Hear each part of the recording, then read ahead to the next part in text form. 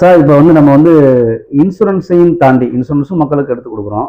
இன்சூரன்ஸையும் தாண்டி வாகனங்களும் நம்ம வந்து 20 வருடங்களாக வாகன விற்பனைகளும் நம்ம பண்ணிட்டு இருக்கிறோம்.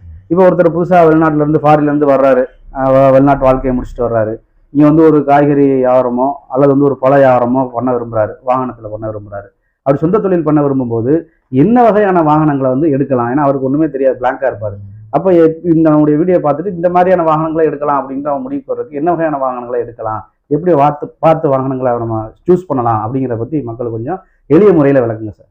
நல்ல கேள்வி. அதாவது வெளிநாட்டுல இருந்து வராரு, ஒரு சகோதரர் வராரு. அவரு வந்து முழுமையா நம்ம அங்கேயே இருந்து பழக்கப்பட்டவர். சரி, முடிச்சுட்டு வர்றாரு, நம்ம ஒரு தொழில் செய்யணும், ஒரு சின்னதா ஸ்டார்ட் பண்ணணும் அப்படின்னு நினைக்கிறவங்க ஒரு வாகனம் எடுத்து ஸ்டார்ட் பண்ணலாம். அப்படி நீங்க வாகனங்கள் வாங்கும்போது நீங்க வந்து முதல்ல வந்து சின்ன லெவல்ல இருந்து ஆரம்பிக்கிறது தான் உங்களுக்கு சேஃப்டியா இருக்கும். ஒரு சின்ன வணிகம் தான் நீங்க ஈடுபடுறீங்கன்னா உங்களோட வணிகத்துக்கான என்ன வணிகம் நீங்க செய்ய போறீங்க, என்ன வியாபாரம் செய்ய போறீங்க,